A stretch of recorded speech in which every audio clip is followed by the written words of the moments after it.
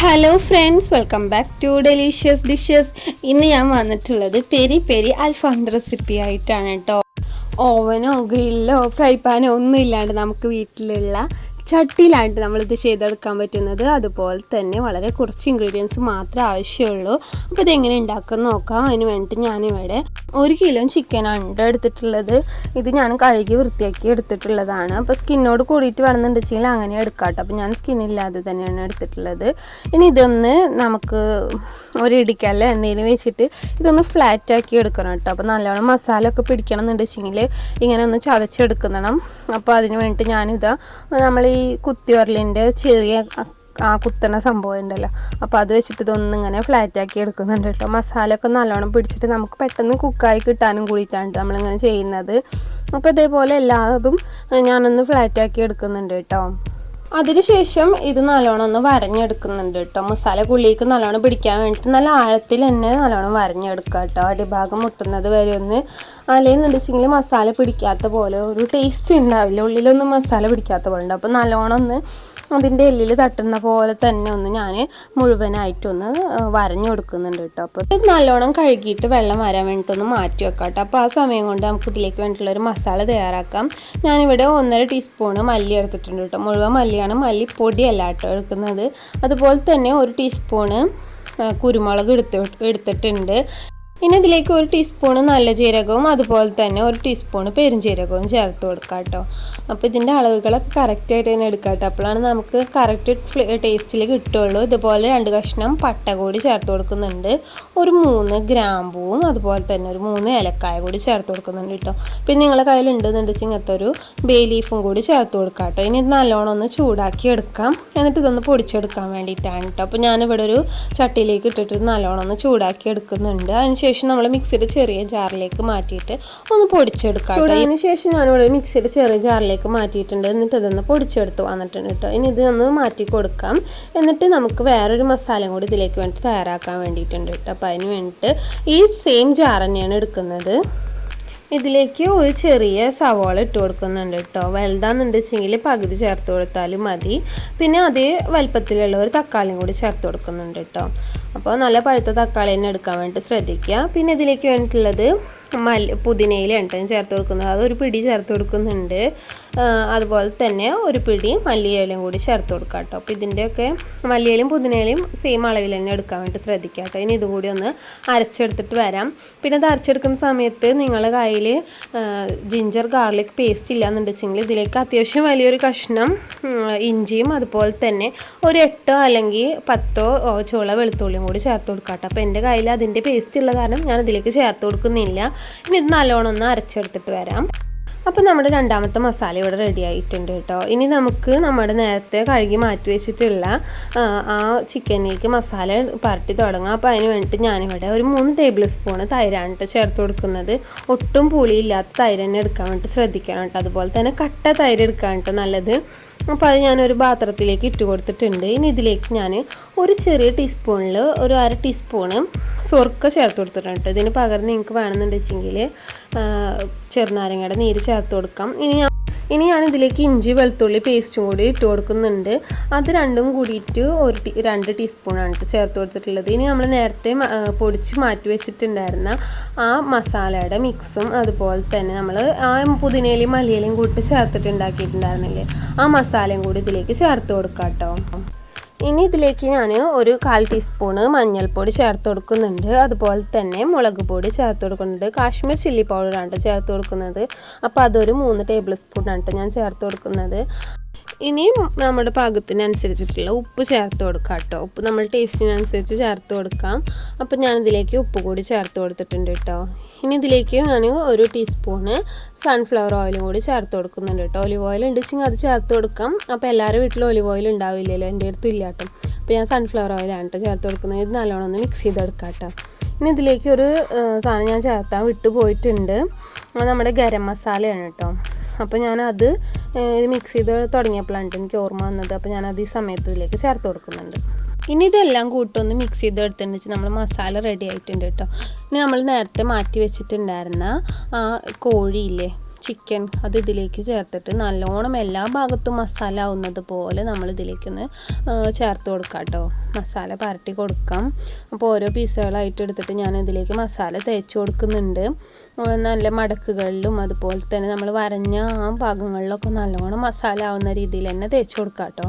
അതുപോലെ തന്നെ മസാല പരട്ടാൻ എടുക്കുന്ന സമയത്ത് നമ്മുടെ ചിക്കനിൽ ഒരല്പം പോലും വെള്ളം ഉണ്ടാകാൻ പാടില്ല കേട്ടോ. അപ്പോൾ വെള്ളം നല്ലോണം മാറുന്നതിന് ശേഷം മാത്രമേ ഇത് മസാല പരട്ടി കൊടുക്കാൻ പാടുള്ളൂ.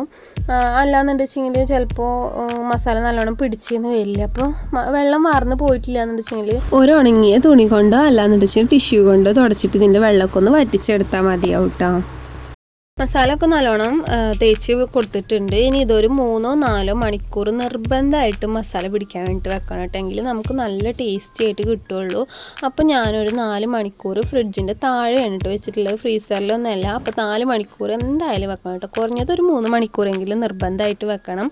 അപ്പോൾ 4 മണിക്കൂർ നമുക്കിതൊന്ന് റെസ്റ്റ് ചെയ്യാൻ വെക്കാം.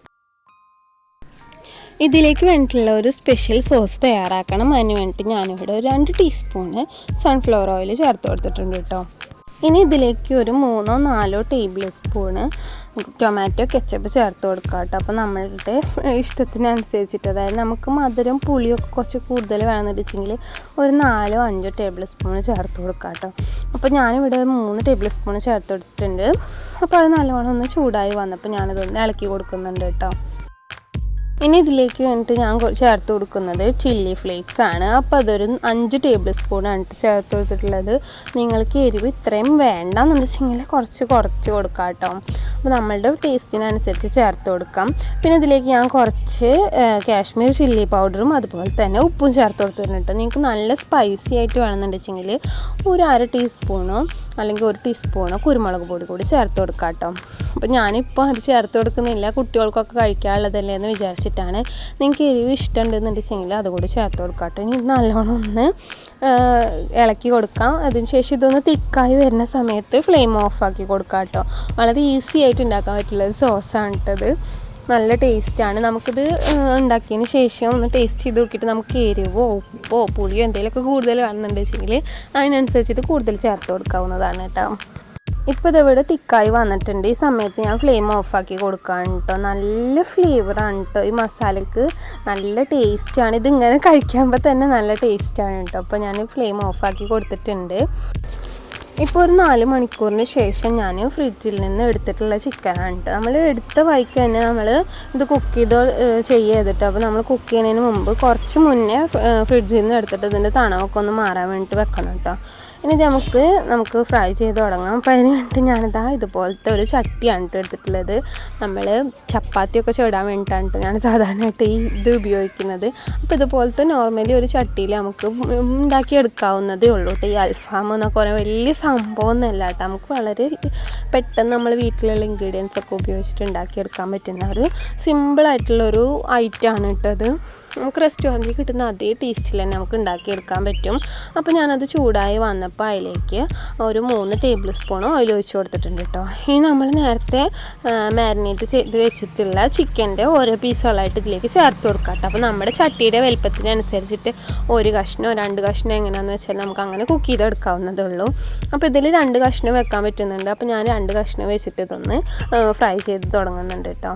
ഇത് ഫ്രൈ ചെയ്യുന്ന സമയത്ത് 1-2 കാര്യങ്ങൾ മസ്റ്റായിട്ട് ശ്രദ്ധിക്കേണ്ടതുണ്ട് കേട്ടോ. അപ്പോൾ ആദ്യം തന്നെ നമ്മൾ ഫുൾ ഫ്ലെയിമിൽ ഇട്ടിട്ടാണ് ഇതൊന്ന് ഫ്രൈ ചെയ്ത് തുടങ്ങേണ്ടത്. ആദ്യത്തെ 2 മിനിറ്റ് ഫുൾ ഫ്ലെയിമിലിടണം കേട്ടോ. ഇല്ലെങ്കിൽ നമ്മൾ ചിക്കൻ പൊട്ടി പോകാനൊക്കെ സാധ്യതയുണ്ട്. അതിനുശേഷം ഇതൊന്ന് മറിച്ചിട്ട് കൊടുക്കുന്നുണ്ട്. 2 മിനിറ്റ് ഫുൾ ഫ്ലെയിമിലിട്ടിട്ട് ആക്കിയതിന് ശേഷം നമുക്കിത് ലോ ഫ്ലെയിമിലേക്ക് മാറ്റണം കേട്ടോ. അപ്പോൾ ഒരു മീഡിയം അല്ലെങ്കിൽ മീഡിയം ടു ലോ ഫ്ലെയിമിലിട്ടിട്ടാണ് ഇത് കുക്ക് ചെയ്തെടുക്കേണ്ടത്.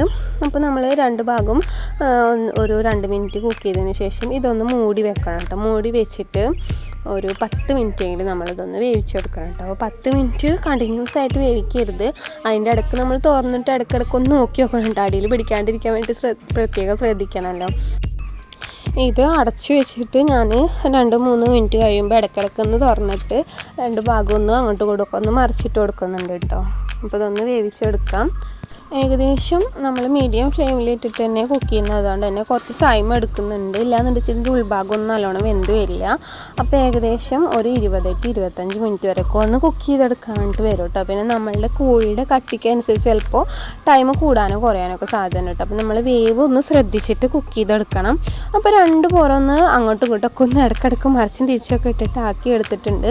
ഇപ്പോൾ കുക്കായി വന്നിട്ടുണ്ട് കേട്ടോ. ഈ സമയത്ത് നമ്മൾ നേരത്തെ തയ്യാറാക്കി വെച്ചിട്ടുള്ള അൽഫാമിൻ്റെ സ്പെഷ്യൽ സോസ് ഇല്ല, അത് ഇതിൻ്റെ മുകളിലേക്ക് തേച്ച് കൊടുക്കുന്നുണ്ട് കേട്ടോ. രണ്ട് ഭാഗത്തും നല്ലോണം ഒന്ന് സ്പ്രെഡ് ചെയ്ത് കൊടുക്കാം. എന്നിട്ട് ഇതൊന്ന് തിരിച്ചിട്ട് കൊടുക്കാം കേട്ടോ. എന്നിട്ട് അതിൻ്റെ അപ്പുറത്തെ ഭാഗത്തും ഒന്നാക്കി കൊടുക്കാം കേട്ടോ. ഇനി സോസ് പുരട്ടിയിട്ടുള്ള രണ്ട് ഭാഗവും നമുക്ക് എണ്ണയിലിട്ടിട്ട് ഒന്ന് ഫ്രൈ ചെയ്തെടുക്കണം. ഏകദേശം ഒരു 2 മിനിറ്റ് ഒന്ന് ആക്കി എടുത്താൽ കേട്ടോ. ആ സമയത്ത് വേണമെന്നുണ്ടെങ്കിൽ നമുക്ക് ഫുള്ളിലേക്ക് മാറ്റാം കേട്ടോ ഫ്ലെയിം. അങ്ങനെ നമ്മുടെ അൽഫാം ഇവിടെ ഓൾമോസ്റ്റ് റെഡി ആയിട്ടുണ്ട് കേട്ടോ. ഞാൻ ഇതൊന്ന് മാറ്റുന്നുണ്ട്. അതിനുശേഷം നമ്മൾ ഫസ്റ്റ് കുക്ക് ചെയ്ത് കഴിഞ്ഞപ്പോൾ ഇതിൻ്റെ മസാലകളൊക്കെ കുറച്ച് ഇതിൽ അടിയിൽ ഇങ്ങനെ അടിഞ്ഞു കൂടിയിട്ടുണ്ട് കേട്ടോ. അപ്പോൾ അത് ഞാനൊന്ന് കോരി മാറ്റുകയാണ്. എന്നിട്ട് ഞാൻ ബാക്കി 2 പീസും കൂടി ഇതിലേക്ക് ഇട്ടിട്ടൊന്ന് ഫ്രൈ ചെയ്തെടുക്കുന്നുണ്ട് കേട്ടോ. അതിൻ്റെ വീഡിയോ ഞാൻ ഫുള്ളായിട്ട് എടുത്തിട്ടില്ല, ലെങ്ത്ത് കൂടണ്ടെന്ന് വിചാരിച്ചിട്ടാണ് കേട്ടോ. അങ്ങനെ ഞാൻ മുഴുവനായിട്ടും കുക്ക് ചെയ്തെടുത്തതിന് ശേഷം ഇതൊരു പാത്രത്തിലേക്ക്, കാരണം അടച്ചു വെക്കാൻ പറ്റില്ല, ഒരു പാത്രത്തിലേക്ക് മാറ്റിയിട്ടുണ്ട് കേട്ടോ. അതിന് ശേഷം എൻ്റെ കയ്യിൽ ചാർക്കോൾ ഉള്ള കാരണം ഞാൻ അതാണ് എടുത്തിട്ടുള്ളത്. അതൊന്ന് കത്തിച്ചെടുത്തിട്ടുണ്ട്. ഇതില്ലാന്നുണ്ടെങ്കിൽ പേടിക്കേണ്ട ആവശ്യമൊന്നുമില്ല കേട്ടോ. നമ്മളെ ചേട്ടയില്ലേ, അതൊന്ന് കത്തിച്ചെടുത്താൽ മതി കേട്ടോ. നമ്മൾ റെസ്റ്റോറൻറ്റിൽ നിന്നൊക്കെ മേടിക്കുമ്പോൾ ഒരു സ്മോക്കി ഫ്ലേവർ ഉണ്ടാവില്ല, അത് നമ്മൾക്ക് അതൊന്ന് ആക്കിയെടുക്കാൻ വേണ്ടിയിട്ടാണ് കേട്ടോ. അപ്പോൾ ഞാനതൊരു സ്റ്റീലിൻ്റെ ബൗളിലാക്കിയിട്ട് ഇതിലേക്ക് ഇറക്കി വെച്ചിട്ടുണ്ട് കേട്ടോ. ഇനി ഇതിൻ്റെ മുകളിലേക്ക് കുറച്ച് ഓയിലൊന്ന് ഒഴിച്ച് കൊടുക്കുന്നുണ്ട് കേട്ടോ. ആ ഓയിൽ ഒഴിക്കുമ്പോൾ ആ പുക ഇങ്ങോട്ട് വരാൻ വേണ്ടിയിട്ടാണ് കേട്ടോ. അപ്പോൾ ഞാൻ അത് ഒഴിച്ച് കൊടുത്തിട്ടുണ്ട്. എന്നിട്ട് പെട്ടെന്ന് തന്നെ ഇതൊന്ന് മൂടി വെക്കാം കേട്ടോ. ഇതൊരു 5-10 മിനിറ്റ് ഒന്ന് മൂടി വെക്കാം കേട്ടോ. എന്നിട്ട് ഇത് തുറന്ന് കഴിഞ്ഞിട്ടുണ്ടെങ്കിൽ നല്ല സ്മോക്കി ആയിട്ട് നമ്മൾ റെസ്റ്റോറൻറ്റിലൊക്കെ മുമ്പിൽ കൂടെ പോകുമ്പോൾ കിട്ടുന്ന അതേ ഫ്ലേവറിൽ കിട്ടും കേട്ടോ. അങ്ങനെ അടിപൊളിയായിട്ടുള്ള നല്ല സൂപ്പർ ടേസ്റ്റി ആയിട്ടുള്ള നമുക്ക് വീട്ടിൽ തന്നെ വളരെ സിമ്പിളായിട്ട് ഉണ്ടാക്കാൻ പറ്റിയിട്ടുള്ള അൽഫാം ഇവിടെ റെഡി ആയിട്ടുണ്ട് കേട്ടോ. ഈ റെസിപ്പി കറക്റ്റായിട്ട് ഫോളോ ചെയ്തിട്ട് ഉണ്ടാക്കുകയെന്ന് വെച്ചാൽ നിങ്ങൾക്ക് ഒരിക്കലും ഫ്ലോപ്പ് ആവില്ല കേട്ടോ. അടിപൊളി ടേസ്റ്റിൽ തന്നെ നിങ്ങൾക്ക് കിട്ടും. ഇനി ഓവനില്ല, ഗ്രില്ലില്ല, ഫ്രൈ പാനില്ല എന്ന് വെച്ചിട്ട് ആരും ഉണ്ടാക്കാണ്ടിരിക്കരുത് കേട്ടോ. നിങ്ങൾ എന്തായാലും ഒന്ന് ട്രൈ ചെയ്ത് നോക്കുക. അതിനുശേഷം നിങ്ങളുടെ അഭിപ്രായങ്ങൾ എന്തായാലും ഒന്ന് കമൻറ്റായിട്ട് അറിയിക്കണം കേട്ടോ. ഈ വീഡിയോ ഇഷ്ടമായിട്ടുണ്ടെങ്കിൽ പ്ലീസ് ഒന്ന് ലൈക്ക് ചെയ്യണം. അതുപോലെ തന്നെ നിങ്ങൾ ഫ്രണ്ട്സിനോ ഫാമിലിക്ക് ആർക്കെങ്കിലുമൊക്കെ വേണ്ടിയിട്ടൊന്ന് ഷെയർ ചെയ്ത് കൊടുക്കാനും അങ്ങോട്ട് മറക്കരുത് കേട്ടോ. പിന്നെ ഈ ചാനൽ ഇതുവരെ സബ്സ്ക്രൈബ് ചെയ്യാതാണ് നിങ്ങൾ കണ്ടുകൊണ്ടിരിക്കുന്നുണ്ടെങ്കിൽ പ്ലീസ് ആ റെഡ് സബ്സ്ക്രൈബ് ബട്ടൺ പ്രസ് ചെയ്തിട്ട് ഒന്ന് സബ്സ്ക്രൈബ് ചെയ്യാനും തൊട്ടടുത്ത് കാണുന്ന ബെൽ ബട്ടൺ പ്രസ് ചെയ്തിട്ട് ഓൾ ഓപ്ഷൻ എനേബിൾ ചെയ്യാനും മറക്കരുത് കേട്ടോ. അപ്പോൾ ഞാനിതൊന്ന് പുച്ചിട്ട് കാണിച്ചു തരാം കേട്ടോ. നമുക്കിങ്ങനെ പറിച്ചെടുക്കുമ്പോൾ തന്നെ കറക്റ്റായിട്ട് കിട്ടും കേട്ടോ. നല്ല കണ്ടില്ലേ, നമ്മൾ കൈ കൊണ്ട് ഇങ്ങനെ നിരടി എടുക്കുമ്പോൾ തന്നെ നമുക്ക് കിട്ടും കേട്ടോ. അപ്പോൾ നല്ല പെർഫെക്റ്റ് ആയിട്ട് തന്നെ വെന്ത് വന്നിട്ടുണ്ട്. നല്ല സോഫ്റ്റ് ആയിട്ട് തന്നെ ഉണ്ട് നമ്മുടെ ഇറച്ചി ഇരിക്കുന്നത്. അപ്പോൾ ഇത്രയേ ഉള്ളൂ കേട്ടോ. ഇതുപോലത്തെ ഒരു കിടിലൻ റെസിപ്പി ആയിട്ട് അടുത്ത വീഡിയോയിൽ കാണാം. അപ്പോൾ അതിൻ്റെ നോട്ടിഫിക്കേഷൻ മിസ്സാവാണ്ടിരിക്കാൻ വേണ്ടിയിട്ട് സബ്സ്ക്രൈബ് ചെയ്യാനും തൊട്ടടുത്ത് ബെൽ ബട്ടൺ പ്രസ് ചെയ്യാനും മറക്കരുത് കേട്ടോ. അപ്പോൾ അടുത്ത വീഡിയോയിൽ കാണാം. അതുവരേക്കും ബൈ. Thanks for watching.